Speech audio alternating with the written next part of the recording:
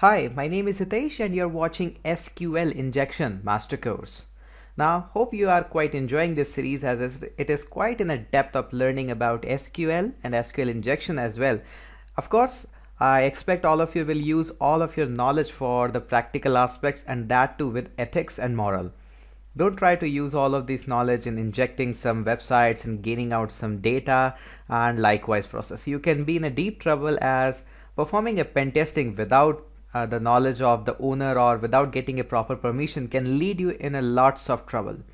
So I expect that much from you, and also I expect that all of you purchase all of my courses from my original website hiteshchaudhary.com. There is a learn from Hitesh section, and of course drop me an email to know what are the discount policies right now going on. You can simply drop me an email for that, and of course the prices are quite low as compared to other third-party websites because I don't have actually to share most of the things from my own website. So with this, let's start our today's session, and let me first of all open up our virtual machine. Okay, so let me go to a full screen view. Okay, so I hope it's a bit more visible. Now, what we are going to do in this video. In this video, we are going to learn a few more advanced commands, not that much advanced. They are just pretty simple, but these functions are rarely being used by many of the programmers. And these are very interesting functions that you are going to apply in the upcoming videos. In this video, I'm not giving you any exercise file or any lesson file because this will come up in the next video. This video is just to give you the glimpse of those commands that are pretty short one, and this video is going to be a pretty short one. So the first command that we have to, of course, first we have to start everything up. Service Apache to start. And please start my MySQL as well. Oh my god, what am I doing? These so much of typos. Okay, so now in order to start MySQL, we have to pass in a username that is root, and we have to pass a password as well that is tour. So here is my MySQL prompt running. So first of all, I'll type use security. Use security is my first command. So change the database to the security. Now after this, all these commands are going to be, first of all, you might sound up, hey, these are all ridiculous commands, and why and whenever I am going to actually learn and apply all these commands. So answer is pretty simple. Have patience. In the next chapter, we are going to apply all of them. So the first command is, let's say what happened if I do select database and apply a colon at the end. So it selects me a database. Of course, we all know that, and that's a pretty simple one. Now what happens if I do something like this? I place all of this in a bracket, database in a bracket, and apply a function that says length. What happens then? Then it says me that, hey Hitesh, the name of the security is actually 8 character long. So that is pretty simple as well.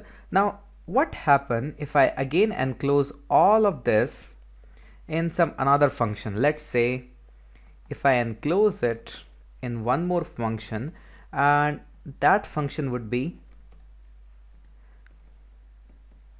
substring, substr. Now if you read out the document about the substring function, you will eventually find out that substring function actually takes 3 arguments. Now I leave it as a small exercise for you to find out what are these 3 arguments which this substring function is actually taking. And if you'll watch the video, you can eventually guess them as well. So substring, and the first is this one, and second is, let's say, 1, and third is also 1. So oops, I need to get rid of this length function. Actually, it's not working out as I thought. So let's get rid of this database and of course a bracket. Okay, so I hope eventually you have got an idea what this substring function actually does. It shortens out the name, and I have given 3 arguments which string you want to apply. I have said the database, from where we want to start and from where you want to add. So your problem of exercise is solved now. Okay, so this is our pretty simple step, the substring function and command. Now let us move ahead in one more way and try to find out what happens when I enroll again all these things in the bracket. That means again I'm going to apply one more function, and if I do that again and I apply a one more function, that is, let's say, ASCII. Now let us just try and hit what happens when we do this. It gives me 115, and I hope you know that 115 is exactly similar ASCII value for S, and if you don't know that, try to use Google for this purpose. Now what happens if I ask the database that, hey, first of all I have asked what is actually the value, so it gives me the value S. Now I asked him what is that S be equivalent in the ASCII, so it gives me 115. Now what happens if I ask it that is this value is equals to 115? It gives me a 1. That means a Boolean result is being popped out that says, okay, that means you are true.